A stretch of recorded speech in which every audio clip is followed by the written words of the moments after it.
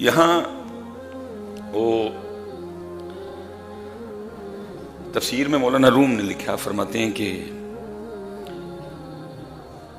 اللہ پاک نے جب حضرت سلیمان کو بادشاہت عطا کی نا، پتہ تو سارا کچھ ہوتا ہے نا حضرت، یہ تربیت ہوتی ہے کہ میرے بعد جو آئے گا اس کو پتہ ہو کہ بادشاہت کے یا حکومت چلانے کے انداز کیا ہوتے ہیں۔ آپ نے فرمایا میری رعایا میں جو کوئی کوالٹی رکھنے والا بندہ ہے نا، جن ہے، انسان ہے، حیوان ہے، چرند ہے، پرند ہے، سب کو جمع کرو اور سارے آ کے اپنی اپنی کوالٹیاں بتاؤ مجھے۔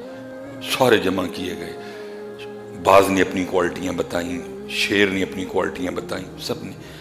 وہ لکھا جی سب سے اینڈ پہ باری آئی ہود کی۔ آپ نے پوچھا تینوں اللہ نے کی کوالٹی دیتی ہے؟ عرض کرتا ہے اللہ کے نبی، اللہ نے میری آنکھ میں یہ طاقت رکھ دی ہے، اگر میں آسمان کی بلندیوں پہ بھی اٹھ رہا ہوں نا تو مجھے زمین کے نیچے پانی نظر آتا ہے۔ یہ اللہ نے میری آنکھ میں کوالٹی رکھی ہے، اللہ نے میری آنکھ کو اتنی گہرائی دے دی، آسمان پہ بھی اڑ رہا ہوں، جتنی مرضی اونچا اڑ رہا ہوں، مجھے زمین پہ کے نیچے پانی، جب آپ اپنے لشکر میں بطور خادم مجھے لے کے چلیں گے نا تو جب پانی کی ضرورت پڑے گی تو میں آپ کی بارگاہ میں عرض کروں گا کہ ادھر پانی ہے، کھدائی کریں، نیچے سے پانی نکلے گا۔ وہ لکھا جی کوا بھی موجود تھا، کوے نے اعتراض کر دیا، اس نے عرض کی اللہ دے نبی یہ جھوٹ بول رہا ہے۔ آپ نے فرمایا کیوں؟ عرض کرتا ہے اللہ کے نبی یہ کہتا ہے میں آسمان پہ بھی اڑ رہا ہوں تو اگر زمین کے نیچے پانی ہے تو مجھے نظر آتا ہے، تو اسے پوچھیں اتنی موٹی زمین کے نیچے تجھے پانی نظر آ جاتا ہے تو وہ دانہ جو شکاری نے تجھے پکڑنے کے لیے رکھا ہوتا ہے جس کے نیچے جال ہوتا ہے، تو تھوڑے سے دانے کے نیچے تجھے جال نہیں نظر آتا، اس میں تو پھنس جاتا ہے جا کے۔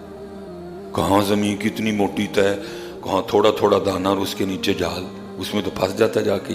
اور کہتا ہے جی مجھے زمین کی موٹی ہے کے نیچے پانی بھی نظر آتا ہے، یہ جھوٹ بول رہا ہے۔ یہ کوے کا اعتراض تھا، مولانا روم بیان کر لیں۔ حضرت سلیمان علیہ السلام نے کہا ہدہد اس کو جواب دے، اب اعتراض بالکل ٹھیک کیا گیا ہے۔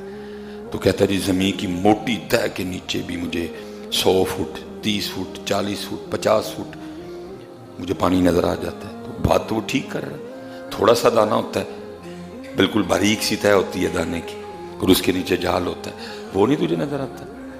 وہ آگے سے عرض کرتا ہے اللہ دے نبی نظر تے وہ بھی آندا ہوندا ہے لیکن کراں کی آرڈر فسن دا آیا ہوندا ہے۔ اتھے آرڈر سی حضرت جی، اتھے آرڈر سی اج کیا جی سارا کچھ ہونا ہے حضرت جی۔ ادھر آرڈر تھا حضرت جی، پتہ سب کچھ تھا ان کو بھی کیا کیا ہونا ہے حضرت جی، کدھر کدھر کیا کیا ہونا ہے، لکھا ہے کتابوں۔ جب آخری یہ 10 محرم سے پہلے جنگ شروع ہونی تھی نا، آپ نے سب کو ایک ایک نام کر کے کہا، آل عقیل اپنے آل عقیل آل جعفر جتنے بھی تھے سب کو ایک ایک کر کے کہا وہ میرے خون کے پیاسے ہیں، تم سے ان کی کوئی دشمنی نہیں، جو جو جانا چاہے جا سکتا ہے۔ امام نے انتظار فرمایا جو جو جانا چاہے، تم سے تو لڑائی کوئی، لڑائی تو مجھ سے ہے، وہ میرے خون کا پیاسا ہے، وہ مجھ سے بیعت لینا چاہتا ہے، تم سے لڑائی کوئی نہیں، جو جو جانا چاہتا ہے چلے جاؤ۔ لیکن کوئی بھی نہیں گیا۔ جب اس امتحان میں پاس ہو گئے نا، سب سے آخری امتحان، کوئی بھی نہیں گیا ہے۔ پھر لکھا ہے حضرت امام علی مقام نے نگاہ فرمائی اور لکھا ہے حجابات اٹھ گئے حضرت، اور وہ جتنے تھے نا 72 وہاں بیٹھے تھے حضرت میدان کرب و بلا میں، جو تسلیم و رضا کے پیکر تھے، وہ جنتی محل میدان کرب و بلا میں بیٹھ کے دیکھ رہے تھے۔ اور پھر یہاں تک بھی لکھا کہ امام نے ایک ایک بندے کو اشارہ کر کے بتایا، فرمایا وہ محل تیرا ہے، وہ محل تیرا ہے، وہ محل تیرا ہے۔ یا یہی تو پتر گڑبڑ ہوگی نا، جس کو اقبال کہتا ہے کیا ہے تو نے متائے غرور کا سودا، وہ جا اڑیا جیا، وہ جنت دے محل چھڑ کے 2.5 مرلے دے مکانہ تے بہ رہے۔